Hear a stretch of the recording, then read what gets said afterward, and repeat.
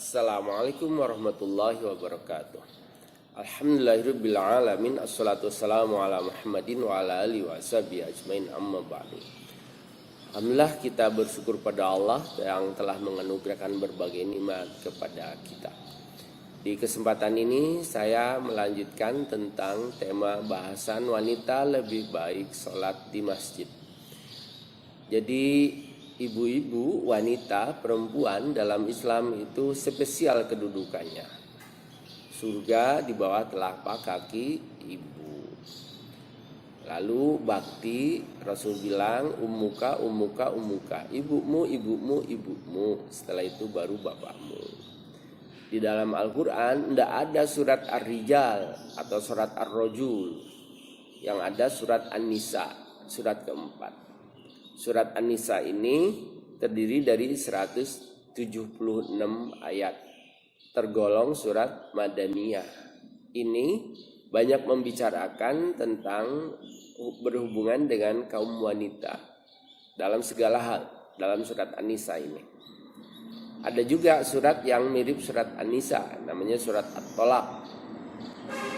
Surat At-Tolaq ini disebut sebagai surat An-Nisa Usugro, surat An-Nisa kecil. Adapun surat keempat, surat An-Nisa itu An-Nisa Ukubro, jadi surat An-Nisa yang besar. Jadi perhatian kepada wanita dalam Islam luar biasa. Ada nama-nama surat seperti surat Maryam, itu surat ke-19, itu ya tentang kisah Maryam yang itu adalah wanita. Lalu saya mulai dari surat ke-9, surat At-Taubah ayat 18. A'udzubillahi minasyaitonirrajim. Innama ya'muru masajidallahi man amana billahi wal yaumil akhir. Innama dibatasi, hanyalah sesungguhnya yang memakmurkan masjid itu adalah orang-orang yang punya keyakinan pada Allah dan yakin pula tentang balasan nanti di hari akhir, sehingga dia mau ke masjid. Wa aqamas sholata wa ataz zakata, lalu mendirikan sholat, menunaikan zakat. Walam yakhsha ilallah, dan dia tidak merasa takut kecuali kepada Allah. Fa'asa ulaika ayyakunu minal muhtadin. Demikian ini menjadi syarat nanti akan diberi petunjuk dan hidayah.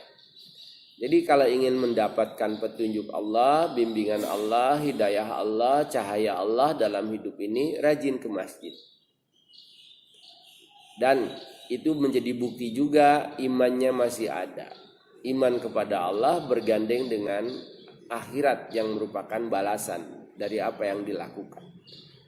Kata-kata innama ya'muru masajidallah, man itu kata ganti orang, baik laki maupun perempuan, itu tetap siapa man amana, yang beriman baik laki maupun perempuan, billahi kepada Allah, wal yaumil akhir, dan hari akhirat. Jadi yang akan memakmurkan masjid itu tidak hanya untuk laki-laki, tapi untuk perempuan, bahkan tiangnya negara. Kalau tiangnya negara lalu mewariskan anak yang soleh, yang salihah, itu negara jadi baldatun thayyibatun wa rabbun ghafur. Jadi bukan disuruh tapi diajak, dikasih contoh, dikasih teladan. Ada hadis tentang perempuan itu ke masjid itu mendapatkan pahala yang sama. Hadis riwayat dari Bukhari dalam sahihnya jilid 1 nomor hadis 165. Dari Abu Hurairah ia berkata, dari Nabi bersabda, man goda ilal masjidi wa roha a'adallahu lahu nuzulahu minal jannah. Man goda auroha, siapa yang berpagi-pagi berarti salat subuh, auroha atau di waktu sore hari berarti salat asar. A'adallahu lahu nuzulahu minal jannah, maka Allah akan sediakan untuknya itu tempat di surga. Dua sholat ini agak susah memang. Sholat subuh susahnya karena belum bangun, masih tidur. Sholat asar susahnya karena pulang dari aktivitas, pulang dari kerja lalu macet di jalan. Merasa nanggung, di mana waktunya dua-duanya itu cukup sempit. Dalam bahasa hadis, siapa yang menjaga sholatul wusta, sholat yang tengah itu dianggap itu sholat subuh dan sholat asar. Jadi siapa-siapa yang sholat jamaah untuk subuh dan asar, Allah akan sediakan sebuah tempat tinggal di surga. Kullama goda auroha, itu setiap dia berangkat ke masjid subuh atau sore. Lalu perintah sholat jamaah itu umum. Sholatul jamaati afdalum min sholatil faddi bisab'in wa isyrina darajah. Jadi sholatul jamaah, sholat berjamaah itu lebih utama dari sholat sendiri, lipatannya 27 kali lipat. Tugas hidup kita aslinya itu adalah bagaimana menjaga agar ketika menunaikan sholat itu selalu jamaah. Jangan sampai sholat di masjid ada orang wudhu kita tinggal lalu sholat sendiri, itu sayang. Kenapa? Begitu jamaah 27 kali, kalau sholat sendiri cuma 1 kali.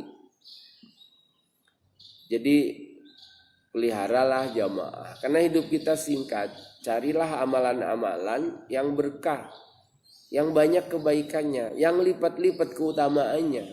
Jamaah itu yang membuat pahala kita berlipat ganda. Laki perempuan sama, apalagi di rumah tetap juga jamaah sekalipun di rumah. Kalau di masjid apalagi itu. Jadi sholatlah selalu jamaah. Bahkan ketika di masjid itu ada keutamaan. Hadis riwayat dari Muslim dalam kitab Al-Masajid wa mawadi'us shalah bab fardu sholatil jamaah wa intizaris salah, tentang keutamaan sholat jamaah dan menunggu sholat. Dalam sahihnya jilid 1 nomor hadis 460. Ahadukum maqa'ada yantadirus shalah fis shalah.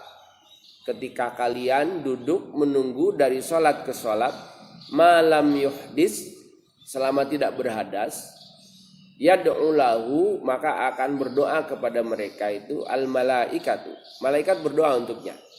Apa doa malaikat? Allahumma ighfir lahu, Allahumma arhamhu. Ya Allah, ampunilah dia. Ya Allah, rahmatilah dia. Jadi kita ini akan senantiasa dianggap sholat ketika di masjid selama tidak berhadas. Dan dalam rentang durasi penungguan itu, malaikat berdoa untuk orang tersebut. Allahumma ighfir lahu, Allahumma arhamhu.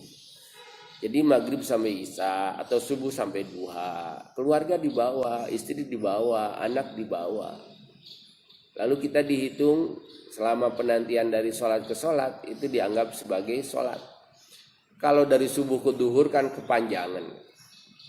Kalau dari subuh ke duha atau maghrib ke isya itu cuma 45 menit. Kita zikir, kita wirid, kita baca Quran. Kita ngumpul dengan keluarga, sering ke rumah Allah.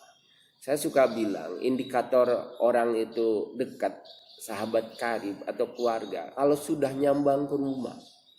Indikator saya gitu. Jadi yang namanya teman itu pernah ke rumah, pernah makan bersama, atau pernah bepergian bersama. Kalau tiga-tiganya belum dilakukan, itu cuma kenal biasa, dia bukan teman.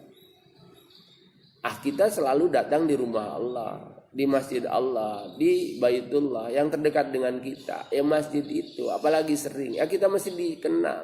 Kita sebagai keluarga Allah di bumi. Kita menjadi tamunya dan ini rumahnya. Dan tuan rumahnya lebih tahu bagaimana cara menjamu dan memperhatikan para tamunya itu. Lalu saya akan membacakan satu hadis yang intinya adalah bahwa perempuan di masa Nabi sholatnya di masjid. Hadis riwayat Bukhari dengan kategori sahih di dalam Sahih Bukhari jilid 1 nomor hadis 211. An Zuhri, dari Zuhri ia berkata, hadatsani, berkata kepadaku, Hindu bintul Haris, dari Hindu binti Al Haris, anna Umma Salamah jauzan Nabi sallallahu alaihi wasallam, bahwa Ummi Salamah istrinya Nabi itu dia akhbarotha, mengabarkan kepadaku, annan nisaa fi ahdi Rasulullah, sesungguhnya para ibu-ibu di masa Rasulullah, kunna idza salamna minal maktubah kumna wa sabata Rasulullah sallallahu alaihi wasallam. Kunna adalah kami, idza salamna, kalau sudah salam dari sholat, minal maktubah, dari sholat wajib, kumna, kami pulang lebih dulu. Jadi selesai sholat tidak lama, zikir wirid sebentar, doa sejenak, lalu setelah itu pulang duluan, kata Ummu Salamah itu. Wasabata Rasulullah sallallahu alaihi wasallam wa man shalla minar rijal. Lalu sabata Rasulullah sallallahu alaihi wasallam, Rasul tinggal di masjid. Wa man shalla minar rijal, dan para bapak-bapak juga tinggal nemeni Nabi di masjid. Masya Allah, sampai sesuai dengan yang dikehendakinya. Fa idza qama Rasulullah sallallahu alaihi wasallam qamar rijal. Kalau Rasulullah beranjak pulang, maka bapak-bapak juga ikut pulang. Yang saya ingin tegaskan adalah bahwa ternyata istri para sahabat, wanita, ibu-ibu juga salatnya di masjid dengan jamaah. Tentunya ini adalah ketika di Madinah, karena situasinya udah mulai aman, lalu masjidnya udah mulai besar, lalu ada tempat untuk ibu-ibu, bahkan bawa anak-anaknya. Jadi ini menjadi dalil, menjadi pegangan, menjadi bukti bagi kita bahwa wanita itu tetap di masjid lebih baik, karena dapat jamaahnya, dapat rahmatnya, dapat berkahnya, dapat doa malaikatnya. Cuma di masa Nabi itu wanitanya lebih dulu pulang. Kenapa? Masih punya banyak kerjaan. Karena anak-anak di masa Nabi itu kan banyak. Nabi itu suka kalau umatnya itu banyak anak. Karena Nabi bilang nanti yang akan bisa aku banggakan di akhirat, karena aku Nabi terakhir yang paling banyak umatnya. Jadi hadis riwayat Bukhari, dalam Sahih Bukhari nomor hadis 211 itu menunjukkan bahwa ternyata di zaman Nabi ibu-ibu sudah sholat di masjid. Mudah-mudahan bahasan ini bermanfaat. Akhirul kalam. Assalamualaikum warahmatullahi wabarakatuh.